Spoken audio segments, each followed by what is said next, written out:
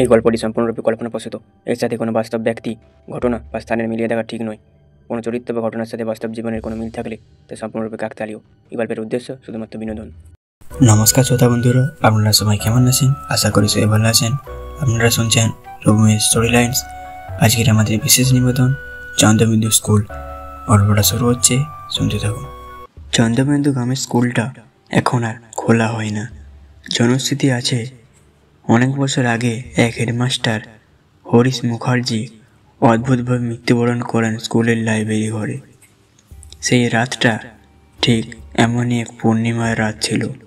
যারাই সাহস করে স্কুলের ভেতর রাত কাটাতে গেছে তারা কেউ স্বাভাবিকভাবে ফেরেনি। কেউ গলায় ফাঁস দিয়েছে, কেউ পাগল হয়ে গেছে, কেউ আবার নিখোঁজ। গ্রামের লোকজন ওখানে সন্ধ্যার পর ছায়া ফেলে না। সায়ন কলকাতার এক উঠতি ইউটিউবার, হরর কন্টেন্ট বানায়।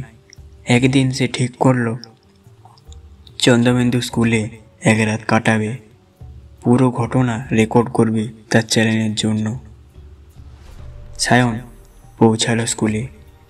গেটের তালা ভেঙে ঢুকলো ঘরের মধ্যে। সঙ্গে আছে একটি ক্যামেরা, টর্চ আর ইএমএফ ডিটেক্টর। চারপাশে নিস্তব্ধতা, শুধু কুকুরের হালকা ঘেউ ঘেউ শোনা যাচ্ছে। রাত তখন 11:37। লাইব্রেরির সামনে এসে সায়ন দাঁড়ালো। দরজাটা খোলা, টেবিলের উপর ধুলো জমে আছে, কিন্তু একটা চেয়ার নড়ছে হালকা করে। বাতাস নেই। তাহলে কেন? সে ক্যামেরা তাক করলো, আর তখনই এক পেছনের বইয়ের তাক থেকে অদ্ভুত কাঁপা কাঁপা গলায় আওয়াজ এলো, তুইও কি এসে পড়েছিস? সায়নের গলা শুকিয়ে গেল।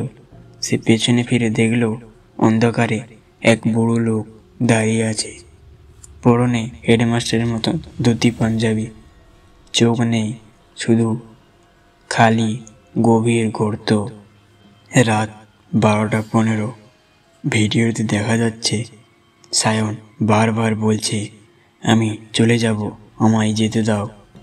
কেউ দরজা বন্ধ করে রেখেছে, কিন্তু দরজার ওপাশে হাতের ছাপ পড়ছে। ভেতর থেকে কেউ বের হতে দিতে চাইছে না। বাইরে কিছু ঢুকতে চাইছে। সকাল 6টা। গ্রামের লোকজন দেখে স্কুলের লাইব্রেরির দরজা হাট করে খোলা। ভেতরে সায়নের ক্যামেরা পড়ে আছে চালু অবস্থায়, কিন্তু সায়ন নেই। ভিডিও ঘেঁটে পুলিশ দেখতে পায় শেষ মুহূর্তে ক্যামেরা লেন্সে ধরা পড়া এক মুখ, হরিশ মুখার্জি। চোখহীন, ঠোঁটে বিকৃত হাসি। শেষ শব্দ, এই স্কুলে যা পড়ে সে আর ফিরে যায় না।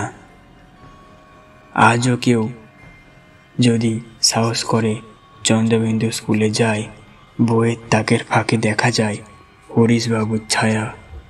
আর মাঝে মাঝে রাতের বাতাসে ভেসে আসে সেই একই আওয়াজ, তুইও কি পড়তে এসেছিস?